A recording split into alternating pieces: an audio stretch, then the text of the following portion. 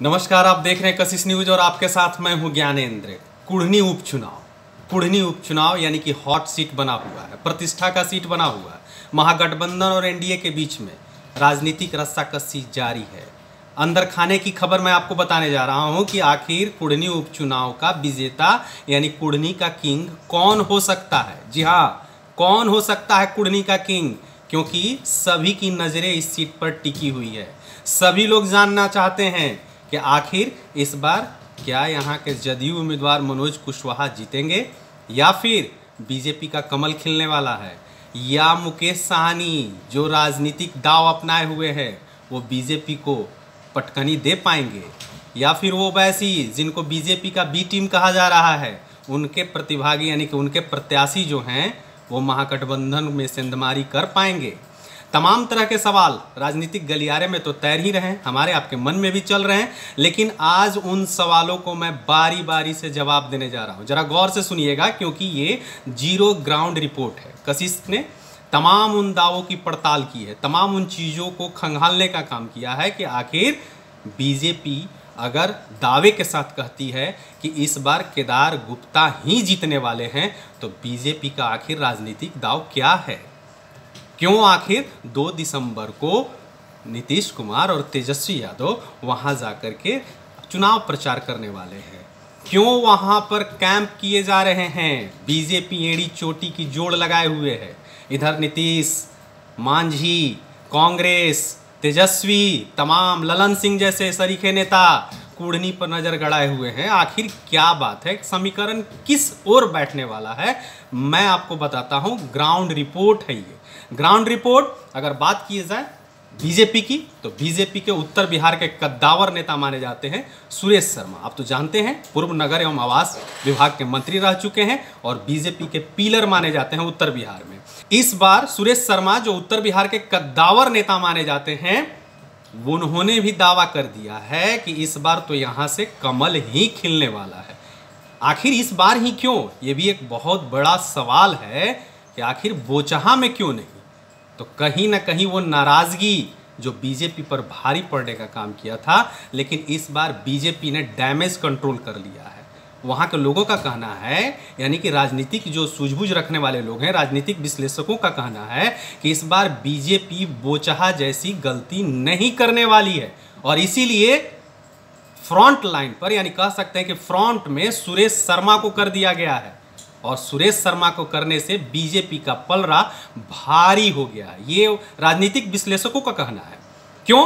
क्योंकि सुरेश शर्मा अपने क्षेत्र में अच्छी पकड़ रखते हैं, कद्दावर नेता माने जाते हैं, और उत्तर बिहार में इग्नोर करना बीजेपी को बोचहा में काफ़ी भारी पड़ा था, ये तो सभी लोग जानते हैं। लेकिन इस बार बीजेपी ऐसी कोई गलती नहीं करने जा रही है, और इसी के कारण से ये माना जा रहा है कि केदार गुप्ता का पलड़ा भारी है। ये राजनीतिक विश्लेषकों का मानना है। और जो कशिश का ग्राउंड रिपोर्ट भी आया है, इसमें एक राजनीतिक जो जातीय समीकरण है, जातीय समीकरण यानी इसी समीकरण को लेकर के आपको मुकेश साहनी जो है वो अपने समाज से किसी प्रत्याशी को नहीं उतारे, उन्होंने एक स्वर्ण समाज के व्यक्ति को टिकट दिया है। नीलाभ कुमार हैं, आप जानते हैं नीलाभ कुमार भूमिहार समाज से आते हैं, और कहीं ना कहीं कुढ़नी में आपको भूमिहारों की संख्या और आपको निषाद समाज की संख्या काफ़ी ज़्यादा मानी जाती है। और ऐसे में बीजेपी को क्षति पहुंचाने के लिए ये कहा जा रहा है आपको कि बीजेपी को क्षति पहुंचाने के लिए मुकेश साहनी ने ये तुर्क का पत्ता खोला है, यानी कि नीलाभ कुमार को अपने पार्टी से उम्मीदवार उतारा है।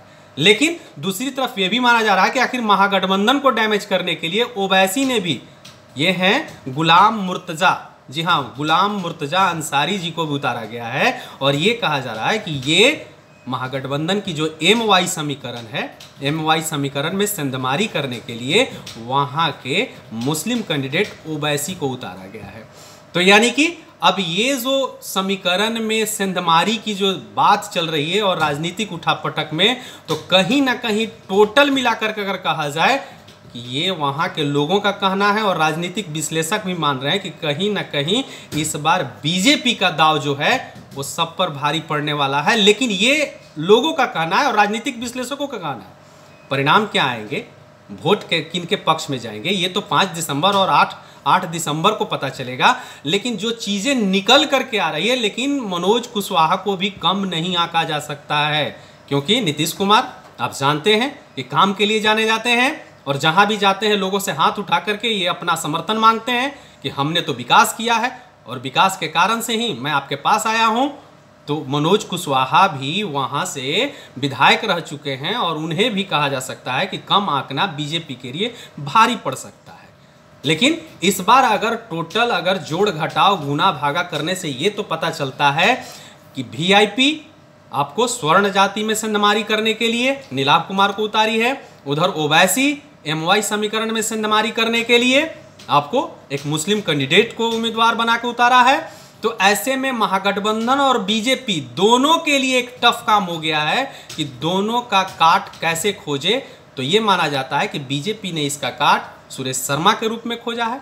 सुरेश शर्मा उत्तर बिहार के कद्दावर नेता, और उधर आपको महागठबंधन ने काट खोजा है मुकेश साहनी को। वो मुकेश साहनी जो बीजेपी से नाराज चल रहे हैं और उनका एक ही मकसद है कि किसी भी सूरत में कमल नहीं खिलने देना है।